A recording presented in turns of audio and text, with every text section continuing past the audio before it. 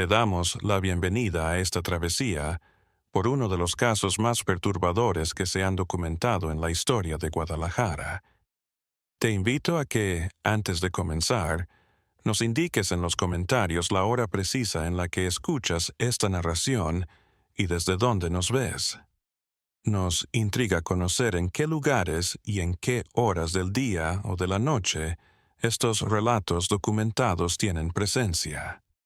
Una familia que parecía ser afortunada vivía en 1919 en los vecindarios empedrados alrededor de la Catedral de Guadalajara.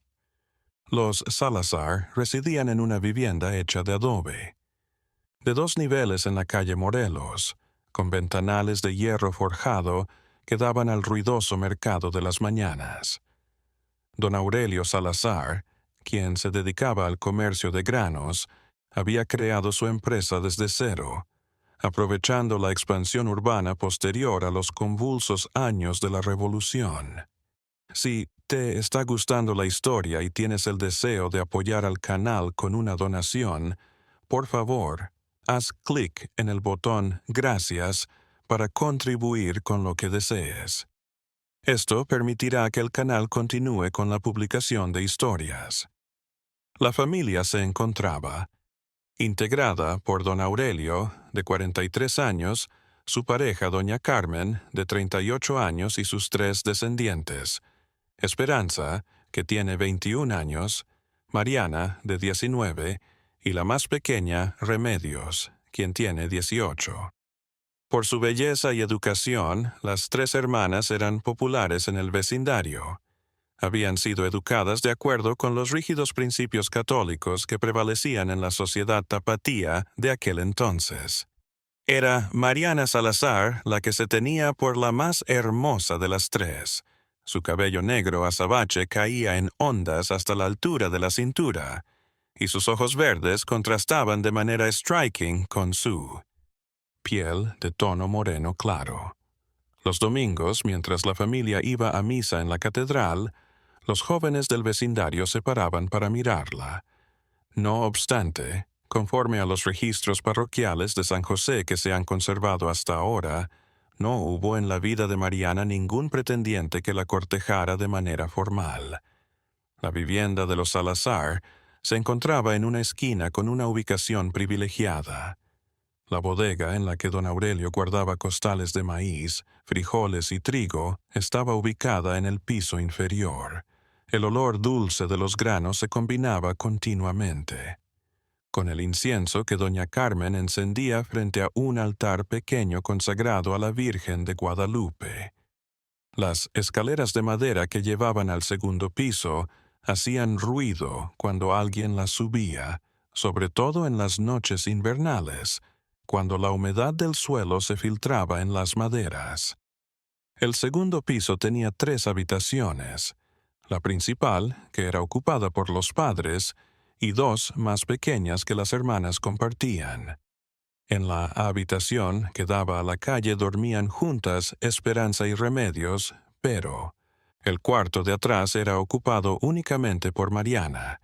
El patio, donde doña Carmen cultivaba hierba buena y criaba gallinas, quedaba. Los habitantes de los alrededores caracterizaban a la familia Salazar como digna de respeto, aunque reservada. Don Aurelio, un individuo de palabras escasas, se despertaba antes del alba para controlar la llegada de los vehículos que llevaban grano desde las aldeas aledañas. Doña Carmen, que siempre iba vestida de negro y con un rebozo, se ocupaba de las tareas del hogar y era vista a menudo en el mercado. Cubría la cabeza. Las hijas, según los testimonios de la época, casi nunca salían solas y nunca después del ocaso. El comportamiento de la familia seguía siempre un patrón inalterable. Don Aurelio abría la bodega a las 5 de la mañana. Mientras las chicas se preparaban para sus tareas del hogar, doña Carmen estaba preparando el desayuno. Elaboraba la costura y el bordado Esperanza, actividades que les generaban ingresos extra. Remedios colaboraba con su madre en la limpieza y en la cocina, en virtud de su parte, se encargaba de la contabilidad básica del negocio familiar, ya que había adquirido mayores habilidades para leer y escribir que sus hermanas. Las 3 hermanas se sentaban en el pequeño balcón que daba a la calle por las tardes a esperar el rosario de las 6 mientras bordaban. Los transeúntes tenían la posibilidad de oír, de manera ocasional, sus voces al cantar canciones religiosas o recitar oraciones. No obstante, muchos vecinos advirtieron que estas reuniones vespertinas se tornaron más silenciosas con el correr del tiempo. Las hermanas tejían, pero ya no cantaban. Las anotaciones marginales que el padre Celestino Márquez, que fue párroco de San José entre 1917 y 1924, dejó en los registros parroquiales se han mantenido hasta el día de hoy. En una de estas anotaciones, fechada en octubre de 1918, el religioso escribió: «Durante 3 domingos seguidos la familia Salazar no ha ido a misa». Doña Carmen sostiene que una de las chicas está enferma, pero no detalla cuál ni el tipo de enfermedad. Los registros de Guadalajara a nivel municipal incluyen una. Reclamo que interpuso el vecino Anselmo Pérez, quien residía en la vivienda adyacente a la de los Salazar. Pérez informaba, en un documento del 15 de noviembre de 1918, sobre ruidos raros que venían del hogar de los Salazar a altas horas de la noche, específicamente, llanto y gemidos que interrumpían el sueño de su familia. La queja se archivó sin ser investigada, como era habitual para ese tiempo en asuntos familiares. A lo largo del invierno de 1918, distintos comerciantes del mercado empezaron a percibir variaciones en él. Conducta de don Aurelio. De acuerdo con lo que dijo Abundio Castañeda, comerciante de vegetales, don Aurelio ya no negociaba los precios como solía hacerlo.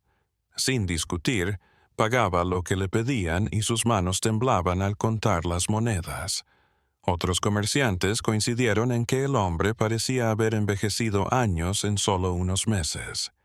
Carmen también tuvo cambios perceptibles. Las mujeres del mercado se dieron cuenta de que la cantidad de comida que compraba era cada vez menor, como si la familia hubiera reducido su número.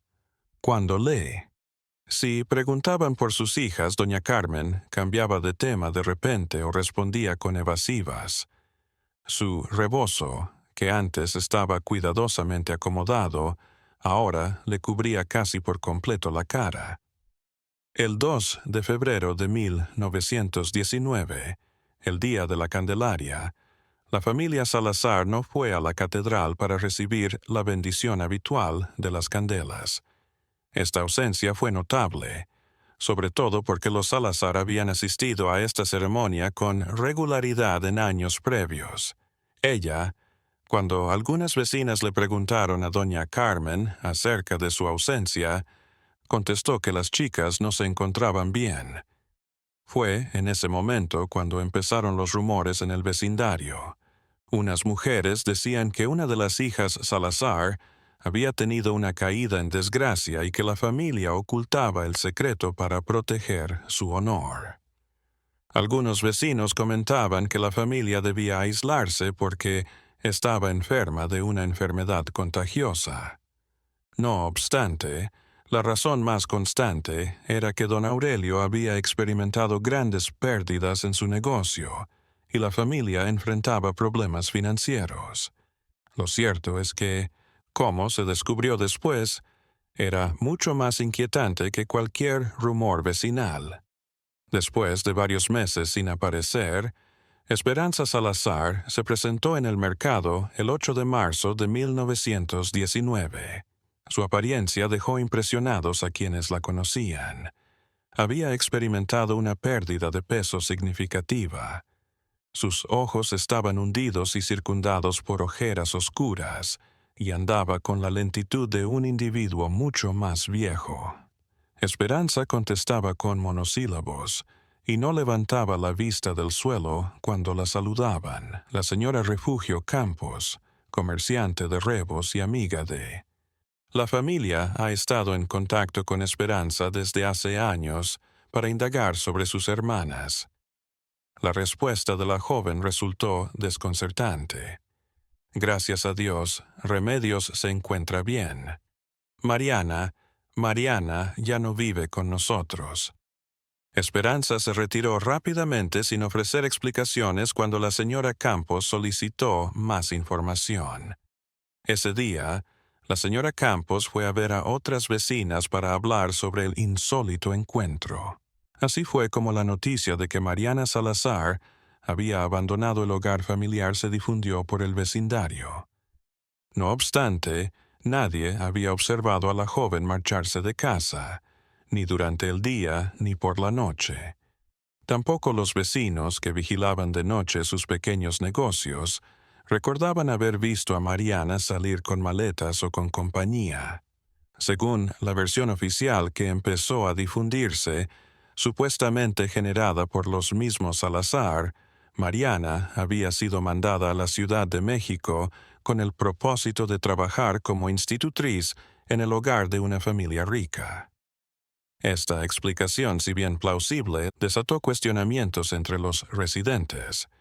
¿Por qué Mariana, que era la encargada de llevar la contabilidad del negocio de la familia, tendría que ser enviada lejos?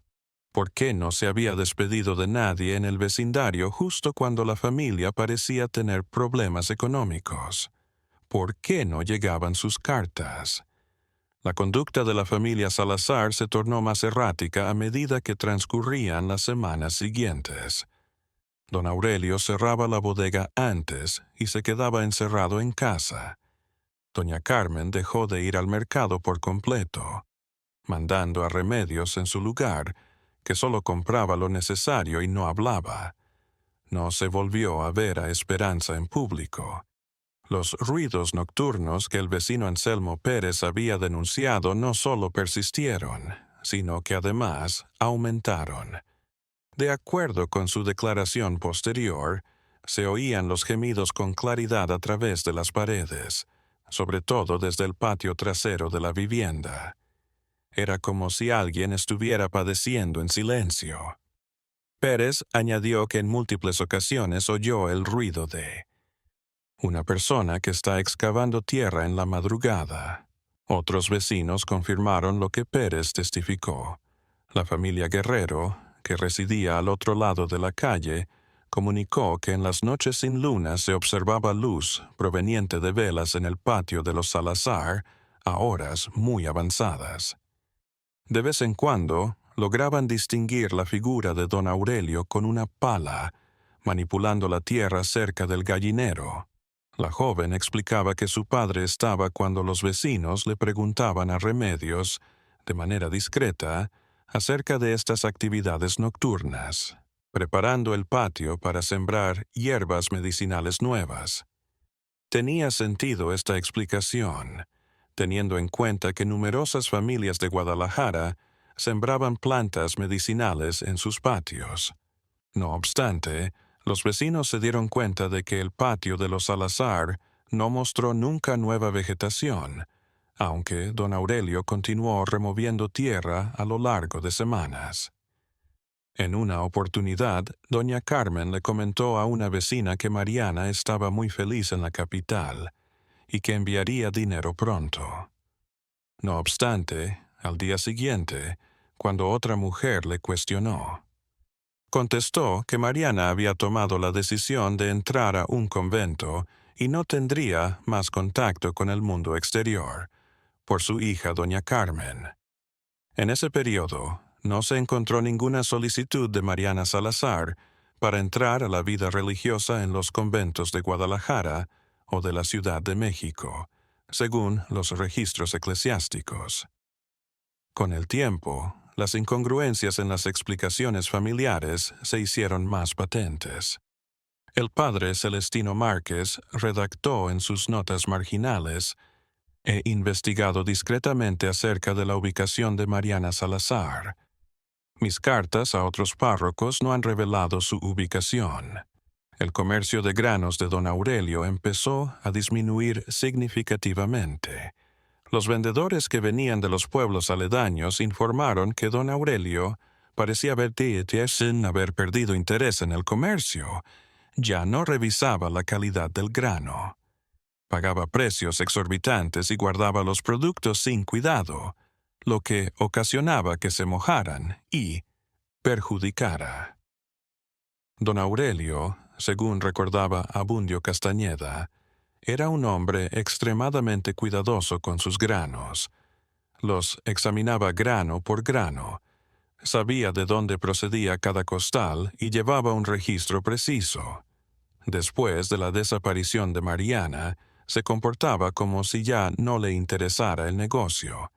No se inquietaba cuando los ratones ocupaban la bodega y dejaba sacos abiertos bajo la lluvia.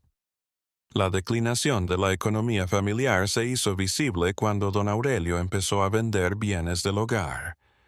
Vieron a Remedios en el mercado, intercambiando objetos de plata y rebozos bordados a cambio de comida básica. Los residentes de la zona notaron que las ventanas de hierro forjado de la casa se habían quitado y vendido, lo cual dejó los marcos vacíos y le otorgó a la vivienda un aire sombrío.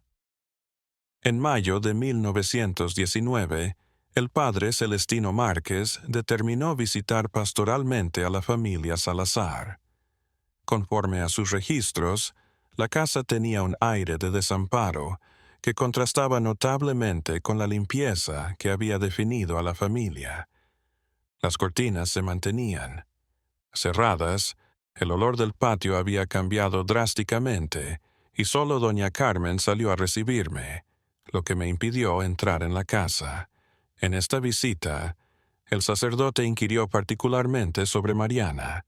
Don Carlos le reiteró la historia del trabajo como institut, aunque cuando el padre Márquez pidió la dirección para mandar una carta de bendición, doña Carmen alegó que no se acordaba de los datos exactos y prometió dárselos más tarde. Esta información no fue proporcionada en ningún momento.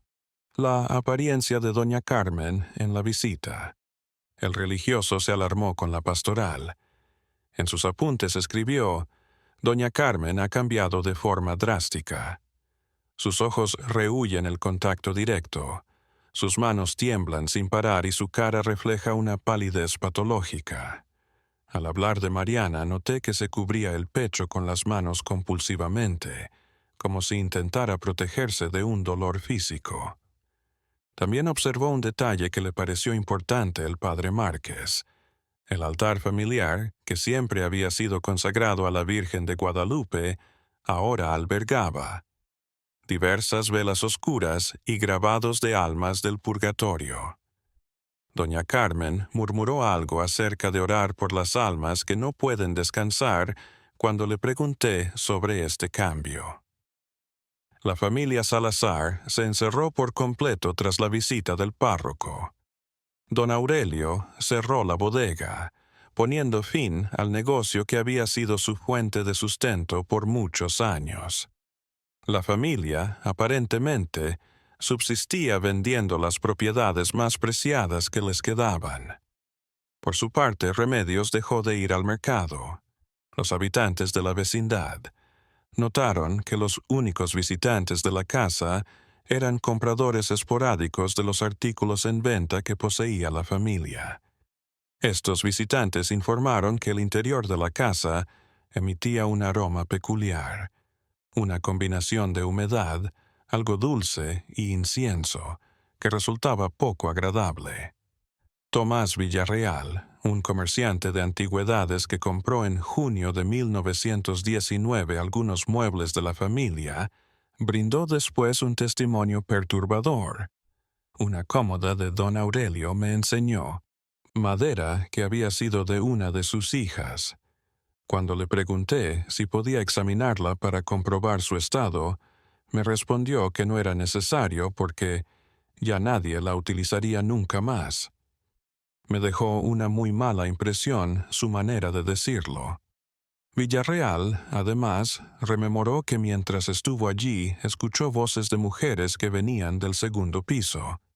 Sin embargo, cuando preguntó si podía saludar a las damas de la casa, don Aurelio afirmó rotundamente que sus hijas no recibían visitas. No obstante, Villarreal estaba convencido de que había hablado con 3 voces distintas de mujeres. En julio de 1919, Anselmo Pérez, el vecino que había denunciado los sonidos nocturnos, optó por registrar de manera sistemática lo que veía desde su vivienda. Escribió en un cuaderno que mantuvo durante años: Noche del 15 de julio, 2 de la mañana. Se oyen pasos en el patio de los Salazar y el ruido de alguien que está sacando tierra. La duración de la actividad es más o menos de 1 hora.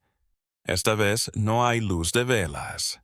Pérez prosiguió con sus observaciones. 1 de la noche del 18 de julio, 1.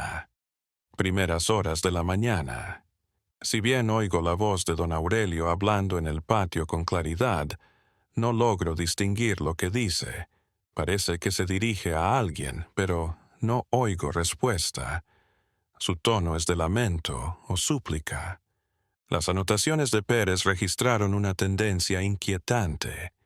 Las actividades nocturnas en el patio sucedían, más o menos cada 3 días, y siempre entre la 1 y las 3 de la madrugada. El ruido de la tierra removida era continuo, pero a veces se entremezclaba con otros sonidos que Pérez caracterizaba como raspado, de madera frente a la piedra y algo pesado que es arrastrado. A las 2:30 de la madrugada, el 25 de julio, Pérez documentó un suceso que lo inquietó intensamente. Oigo el grito de una mujer joven que proviene del patio. Los gritos tienen una duración menor a 1 minuto y después se interrumpen de manera repentina. Escucho a don Aurelio sollozando justo después. No había oído la voz de una mujer en esa casa desde hace meses. Esta fue la última anotación que Pérez escribió en su cuaderno acerca de los Salazar durante unas cuantas semanas. Después aclaró que los sucesos le generaban tal angustia que optó por dejar de documentarlos. No obstante, los ruidos nocturnos persistieron hasta comienzos de agosto. Los residentes notaron algo extraño el 3 de agosto de 1919. Por primera vez en meses, durante el día, Esperanza Salazar dejó la casa. Su apariencia era demacrada, hasta el punto de no ser reconocible. Se movía despacio, como si cada paso le costara un gran esfuerzo, y mantenía la vista en el suelo. La Esperanza fue a la iglesia de San José, donde estuvo por varias horas. De acuerdo con el relato del sacristán, la muchacha se puso de rodillas frente al altar de las ánimas del purgatorio y se quedó quieta, sin rezar en voz alta, solo observando las representaciones de las almas atormentadas. Al abandonar la iglesia, Esperanza se detuvo en casa del padre Márquez. El diálogo entre los dos se prolongó cerca de 30 minutos, tras lo cual el párroco escortó a la chica hasta la puerta de su vivienda.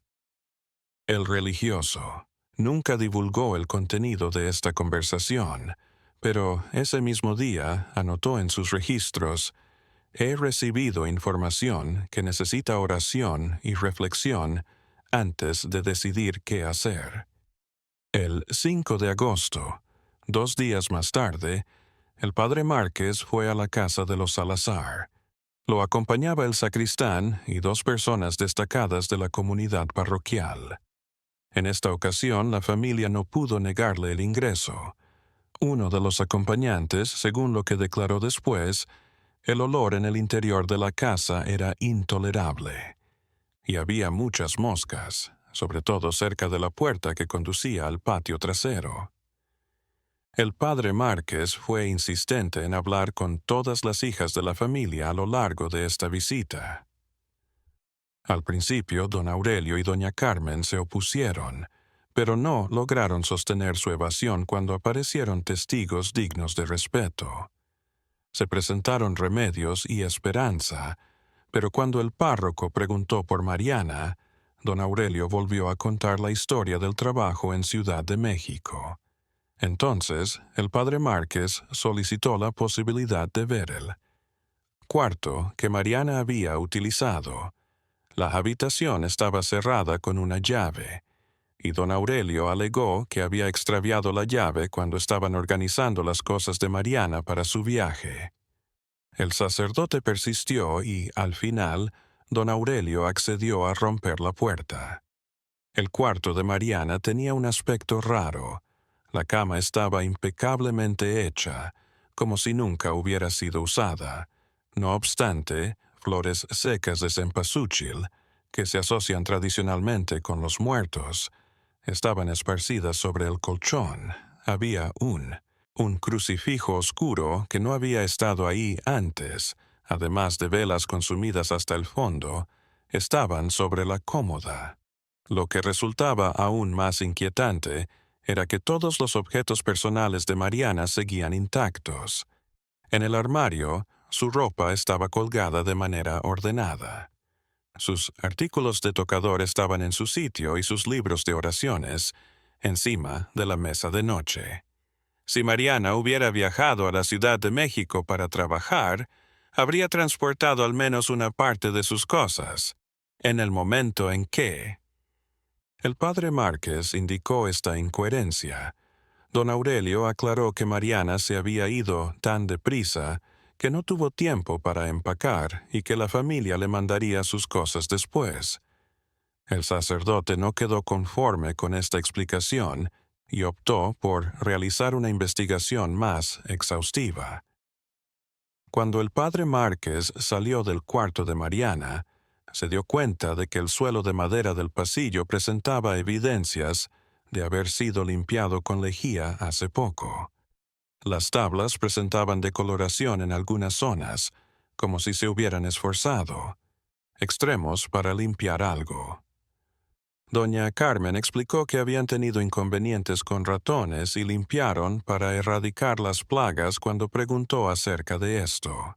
El padre Márquez terminó la visita expresando su deseo de volver pronto para seguir cuidando el bienestar espiritual de la familia. Tras dejar la casa, el sacerdote les confesó a sus acompañantes que tenía grandes dudas sobre si lo que decía la familia Salazar era cierto. El padre Márquez, esa misma noche, escribió una misiva a las autoridades locales, manifestando su inquietud acerca de la ubicación de Mariana Salazar. Según la carta que se resguarda en los archivos municipales, hay situaciones en la familia Salazar que requieren de una investigación oficial. El hecho de que la señorita Mariana esté ausente muestra contradicciones que sugieren que pudo haber pasado algo serio. La reacción de las autoridades fue característica de la época. El jefe de policía recibió la carta que había enviado Joaquín Herrera, el alcalde municipal local, con un mensaje que decía: realice la investigación discretamente, pero no haga un escándalo público. Los temas familiares necesitan tacto. La investigación se llevó a cabo mediante una visita informal del agente Macedonio Flores, que solo preguntó a don Aurelio sobre dónde se encontraba su hija. Don Aurelio le dio al agente Flores una dirección en la Ciudad de México, donde se decía que Mariana trabajaba. Casa de la familia Mendoza, situada en el número 32 de la calle Regina. El agente registró la información y se comprometió a verificarla, pero no se ha encontrado prueba alguna de que esta verificación haya tenido lugar. Entretanto, los vecinos siguieron notando irregularidades. La señora Refugio Campos observó que Remedios, la hija menor de la familia, había desarrollado un tic nervioso que provocaba que se asustara con cualquier ruido imprevisto. Si alguien la saludaba en la calle, Remedio contestaba con una voz casi inaudible y se marchaba de inmediato. En cuanto a Esperanza, había dejado de salir de casa por completo. Los vecinos, que la observaban de vez en cuando por las ventanas, informaron que parecía haber envejecido años en un par de meses y que andaba por la casa como un alma en pena. Durante agosto, el estado físico de don Aurelio se agravó. Los comerciantes del mercado, que todavía tenían comunicación con él, se dieron cuenta de que había adelgazado drásticamente, de que sus manos temblaban todo el tiempo y de que parecía hablar solo a menudo. Se lo observó en varias ocasiones haciendo la señal de la cruz compulsivamente sin una razón aparente. Señora Carmen. Se esfumó casi por completo del ojo público. Cuando salía de casa, lo hacía muy pocas veces y completamente cubierta con el rebozo. Se mantenía pegada a las paredes como si intentara no ser vista, y murmuraba oraciones todo el tiempo. Algunas vecinas dijeron que daba la impresión de estar pagando por algún pecado espantoso. Anselmo Pérez volvió a realizar sus observaciones en la noche durante la tercera semana de agosto, impulsado por un acontecimiento específico. En la madrugada del 20 de agosto, oyó algo que no. Había escuchado previamente el sonido de clavos siendo incrustados en la madera. Eran martillazos rítmicos, como si alguien estuviera arreglando o construyendo algo. El ruido, que duró alrededor de 2 horas, provenía sin duda del patio de los Salazar. Al día siguiente, Vers vio que don Aurelio había levantado un pequeño cobertizo en el patio, cerca del gallinero. La estructura, que parecía estar construida con tablas usadas, era de un tamaño similar al de una caseta para herramientas. No obstante, lo que captó el interés de Pérez fue que la caseta de herramientas poseía un candado notablemente grande y pesado, desmesurado para una simple casetita de herramientas. Pérez anotó el 22 de agosto que don Aurelio pasa mucho tiempo en el nuevo cobertizo. Entra solo, cierra la puerta con llave desde dentro y quédate ahí durante horas. En ocasiones oigo su voz como si estuviera conversando con alguien, pero nunca oigo respuesta. Las actividades nocturnas de don Aurelio tomaron un patrón aún más raro. Pérez notó que cerca de las 2 de la mañana, don Aurelio iba al patio con una bandeja de comida y agua, se encaminaba hacia el cobertizo, ingresaba, permanecía en el interior durante unos minutos y luego salía con la bandeja vacía. Esta rutina se repitió por varias noches seguidas. El 26 de agosto, Pérez se sintió fuertemente alarmado por un acontecimiento. Alrededor de las 3 de la mañana oyó gritos de desesperación que venían del cobertizo. Los gritos, que mostraban un miedo absoluto, eran evidentemente de una mujer joven. Duraron unos minutos y después se detuvieron. De manera brusca, Pérez oyó el llanto inconsolable de don Aurelio justo después. Los gritos de esta noche eran distintos a todo lo que había oído antes, escribió Pérez. No eran de sufrimiento físico, sino de puro miedo. Son como los lamentos de alguien que tiene que afrontar algo inconcebible. Tenía la certeza de que era una voz femenina, probablemente de Mariana. Pérez optó por no guardar silencio más tiempo el 27 de agosto. Fue a casa del padre Márquez y le contó todo lo que observó durante la noche. El párroco tomó acción de inmediato después de escuchar con atención. Esa misma tarde, el padre Márquez volvió a la vivienda de los Salazar con el agente Macedonio Flores y 3 hombres destacados de la comunidad. En esta ocasión, la familia no logró evitar una revisión total de la propiedad. Don Aurelio intentó evitar que se acercaran al cobertizo cuando llegaron al patio trasero, argumentando que tenía elementos químicos y herramientas peligrosas para él. Gestión de plagas. No obstante, el padre Márquez persistió en examinar la estructura. El cobertizo estaba asegurado con 3 candados distintos. Don Aurelio afirmó que había extraviado las llaves hace poco, cuando le pidieron que las entregara. El agente Flores mandó que rompieran los candados con instrumentos que trajeron de un taller de herrería cercano. Los miembros del grupo se encontraron con una escena que permanecería en la memoria de los que la vieron durante décadas. Al abrir el cobertizo, Mariana estaba dentro, encadenada a las paredes de madera. Salazar. Su condición física era lamentable. Había perdido mucho peso. Su ropa eran apenas harapos y su cabello estaba enmarañado y sucio. Sin embargo, la condición de su mente era lo que más perturbaba. Mariana no contestaba al ser llamada por su nombre, no identificaba a los que la llamaban y hacía gemidos ininterrumpidos sin pronunciar palabras.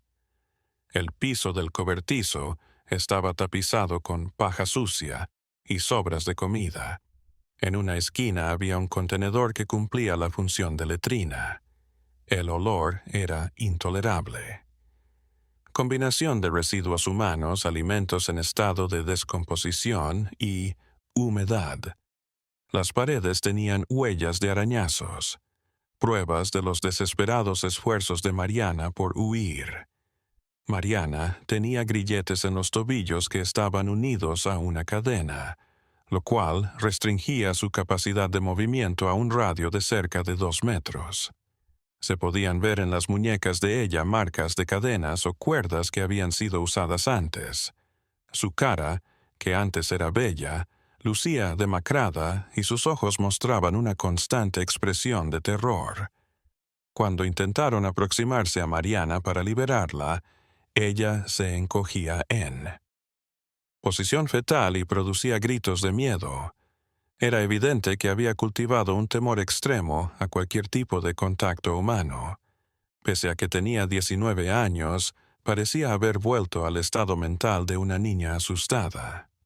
El padre Márquez, al enterarse de esta situación abominable, interrogó de inmediato a don Aurelio.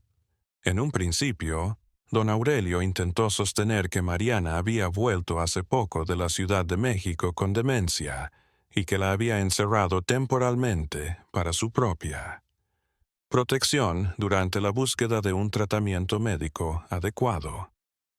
El agente Flores indicó que el cobertizo había sido edificado recientemente, lo que hizo que esta explicación se desmoronara rápidamente. Las cadenas presentaban señales de haber sido usadas durante mucho tiempo, y las circunstancias evidenciaban que la reclusión se prolongaría. Don Aurelio se derrumbó y admitió la verdad que había estado escondiendo durante meses, cuando se le presentó la evidencia. La historia verdadera empezó en octubre de 1918, cuando Mariana fue sorprendida por su padre, manteniendo correspondencia secreta con un chico del pueblo vecino de Tonalá. Las cartas que halló don Aurelio bajo el colchón de Mariana mostraban un romance secreto que había surgido durante varios meses. El individuo joven mencionado se llamaba Florencio Ramírez y era el hijo de un herrero con pocos recursos económicos. De acuerdo con las cartas, Florencio y Mariana se habían conocido en una feria religiosa y habían tenido citas secretas. La correspondencia, los domingos después de misa, indicaba que los jóvenes habían llegado al extremo de planear una fuga con el objetivo de casarse sin tener la autorización de sus padres. Para don Aurelio, que había forjado su reputación familiar sobre fundamentos de honradez y honor, el hallazgo constituyó una traición irreparable.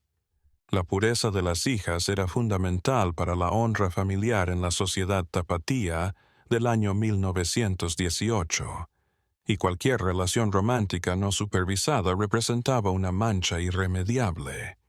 La primera reacción de don Aurelio fue agredir a Mariana, según su confesión, hasta que ella confesó lo amplia que era su relación con Florencio.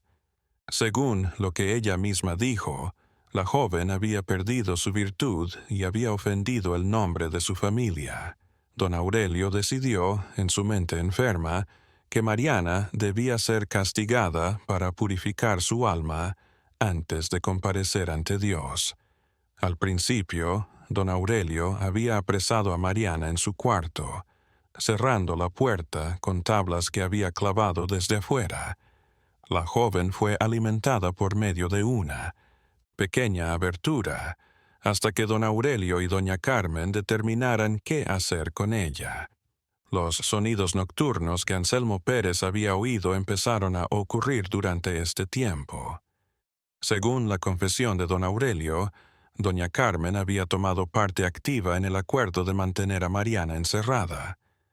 Ambos padres pensaban que, mediante el sufrimiento, estaban salvaguardando el alma de su hija en su distorsionada forma de pensar. Era preferible que padeciera en esta vida para garantizar su salvación eterna, afirmó don Aurelio en el transcurso de su interrogatorio. Don Aurelio levantó el cobertizo en el patio cuando la reclusión de Mariana en su habitación no fue suficiente para debilitar su espíritu rebelde. La noche del 15 de noviembre de 1918, la misma en que Anselmo Pérez se quejó de ruidos, fue cuando Mariana al cobertizo fue trasladada. Mariana tenía una rutina diaria en el cobertizo que era sistemática y cruel. Don Aurelio le traía una comida limitada al alba y otra más en la tarde, en medio de. Durante las comidas, Mariana se mantenía encadenada en la penumbra, forzada a oír las oraciones que don Aurelio pronunciaba desde fuera del cobertizo. Durante su confesión, explicó que le leía fragmentos de la Biblia sobre el arrepentimiento y la penitencia para contribuir a la purificación de su alma. Los gritos nocturnos que habían inquietado a los vecinos eran el resultado de las ocasiones en que don Aurelio sometía a Mariana a lo que él denominaba ejercicios espirituales. Estos consistían en forzarla a orar de rodillas sobre piedras por horas, mientras él le vociferaba la importancia de ser obediente y puro. Sus padres obligaron a Esperanza y Remedios a ser cómplices en el silencio que rodeaba la captura de Mariana.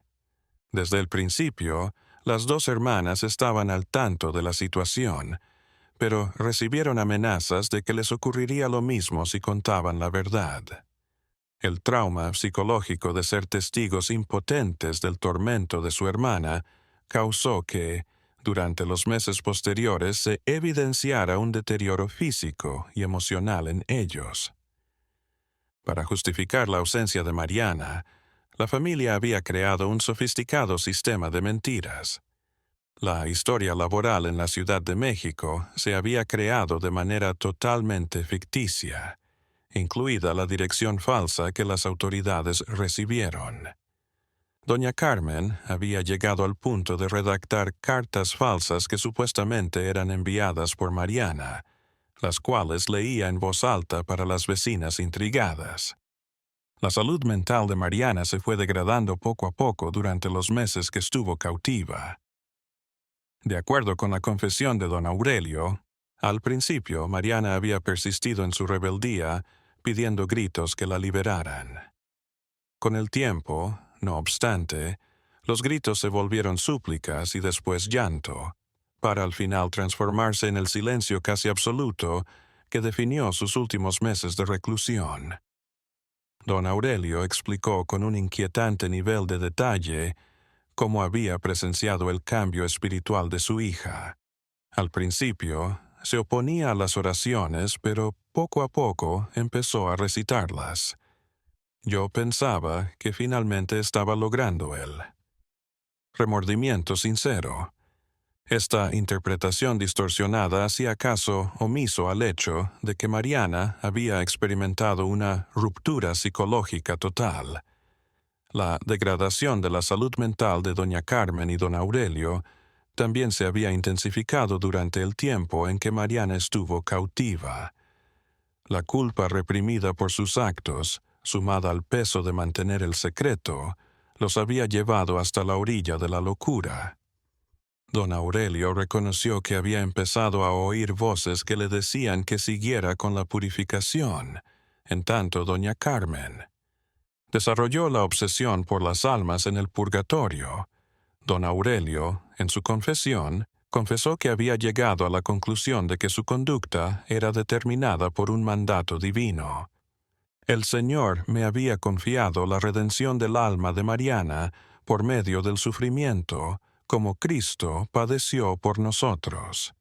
Esta justificación religiosa distorsionada había posibilitado que siguiera atormentando a su hija durante 10 meses sin sentir dudas importantes. Además, la confesión mostró lo que le había ocurrido a don Aurelio, planeado para Mariana. Según sus propias palabras, había decidido que, una vez terminado el proceso de purificación, la enviarían a un convento de clausura para llevar una vida de penitencia perpetua.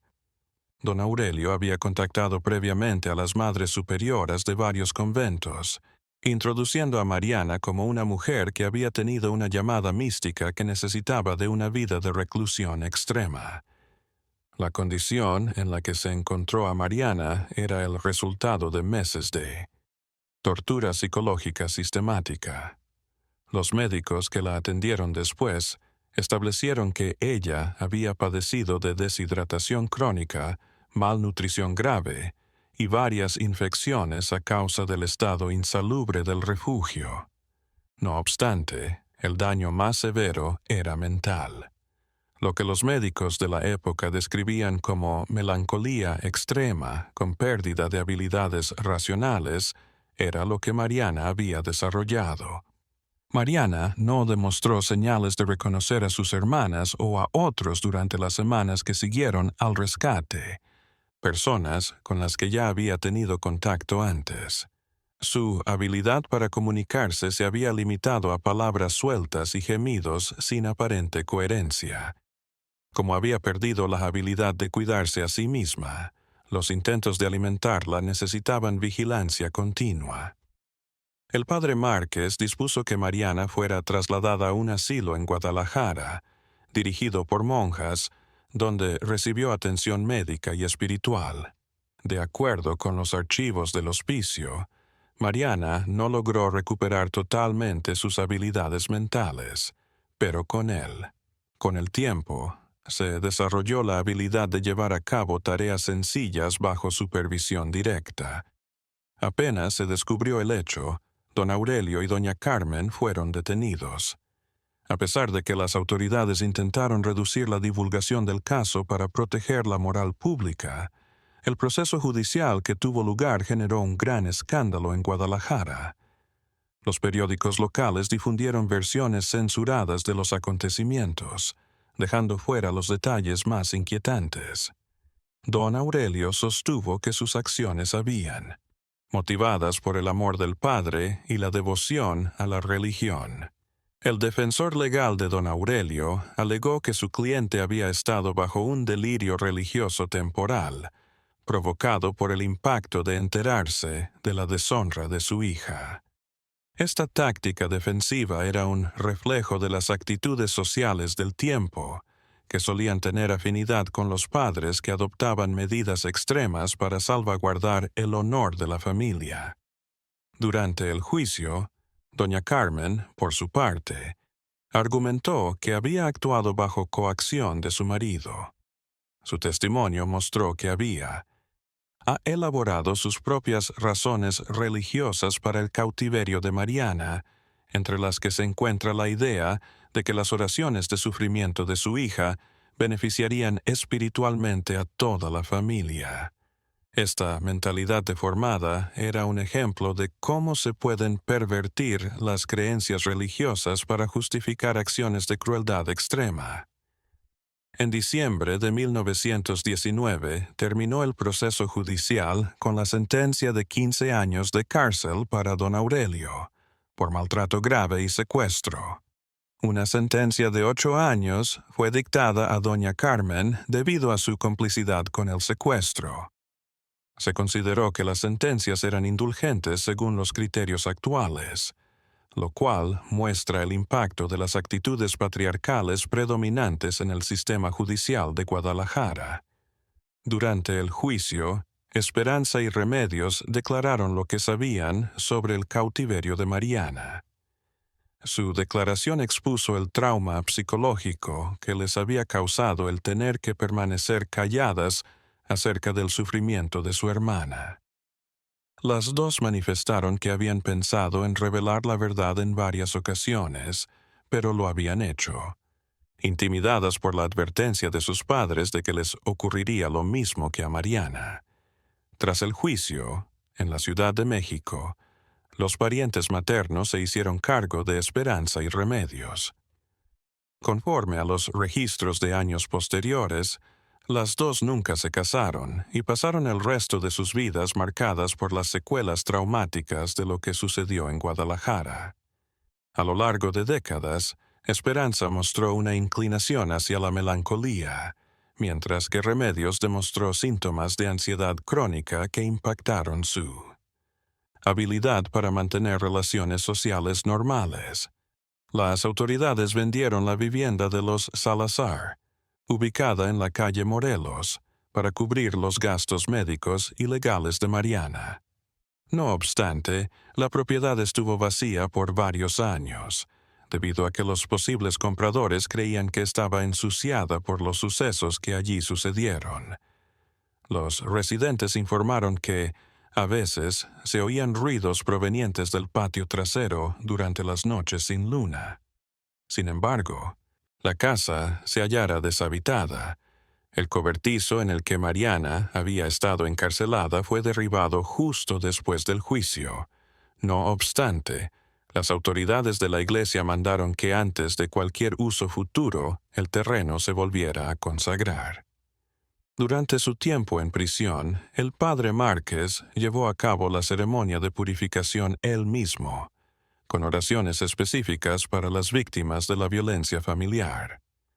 Don Aurelio se correspondió con varios religiosos, insistiendo en que sus actos que habían tenido justificación moral, sus cartas, que se han guardado en los archivos de la iglesia, muestran una mente que no admitió del todo la criminalidad de su conducta.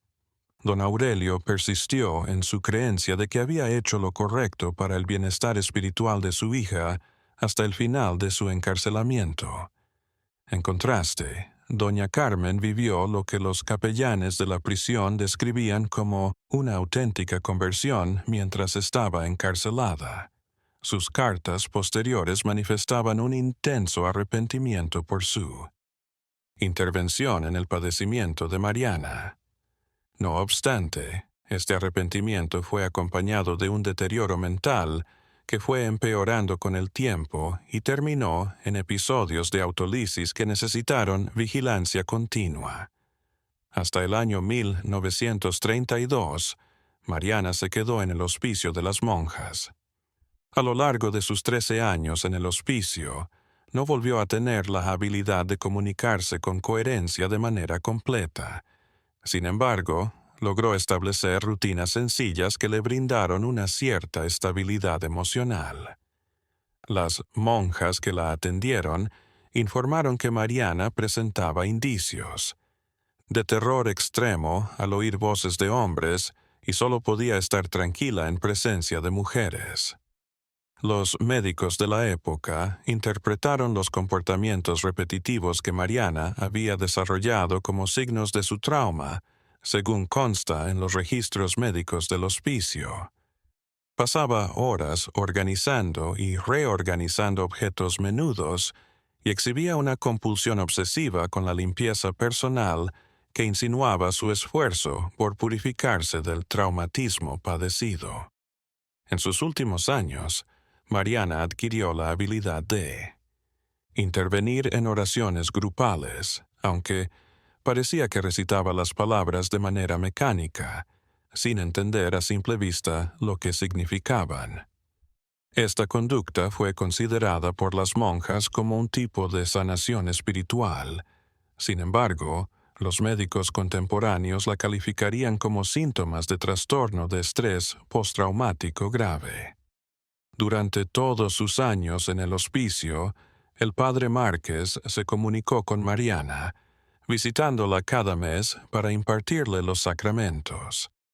El párroco, en sus anotaciones personales, registró el paulatino desvanecimiento de la personalidad vibrante que había conocido, reemplazada por una vida fantasmal llena de confusión y miedo.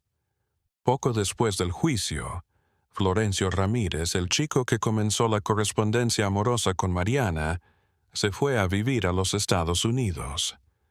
Florencio no conoció con precisión lo que le sucedió a Mariana hasta años más tarde, cuando se revelaron los pormenores del caso, de acuerdo con testimonios de sus familiares.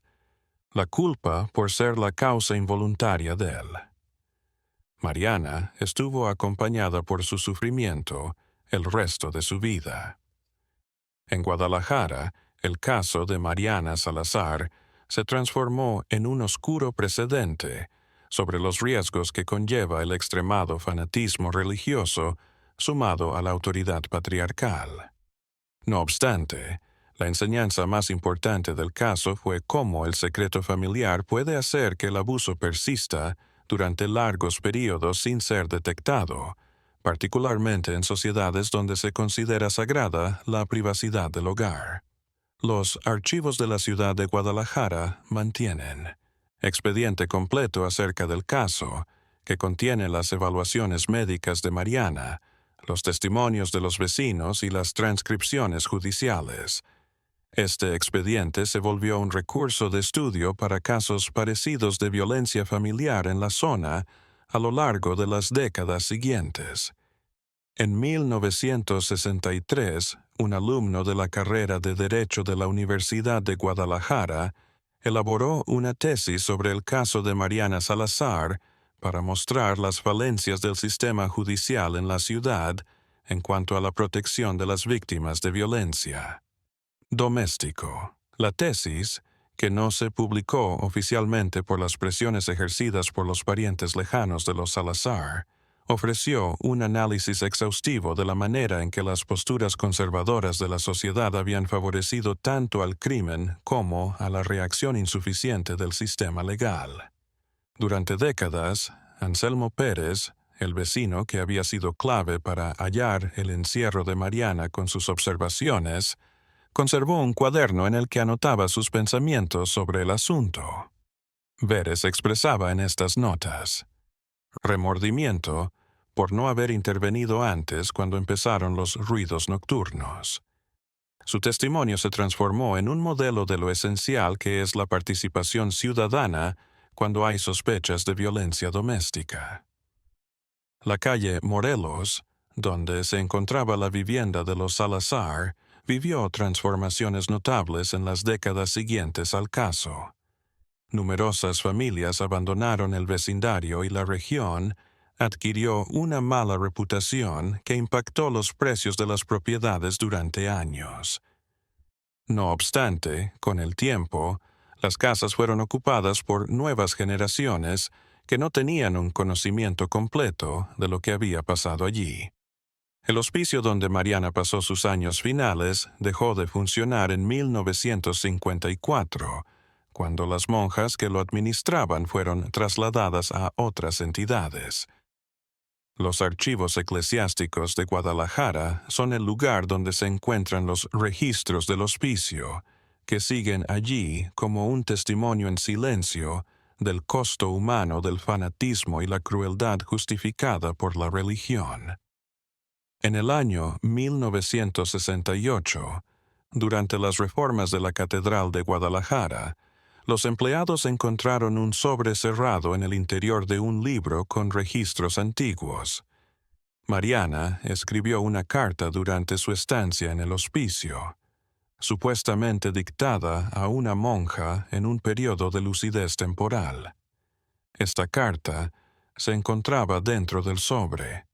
La carta, destinada a quien la encuentre en el futuro, contenía una disculpa para sus padres y una advertencia acerca de los riesgos de confundir la devoción religiosa con la crueldad humana. El hallazgo de esta carta reavivó. En el caso de Mariana Salazar, la Iglesia optó por conservarla en los archivos privados Reiter, en lugar de hacerla pública. Esta decisión demostraba que la institución religiosa seguía siendo sensible a situaciones que podrían ser vistas como objeciones a la autoridad patriarcal o a la educación católica tradicional. Con el paso de las décadas siguientes, los vástagos de las familias que formaban parte del caso se fueron yendo poco a poco de Guadalajara.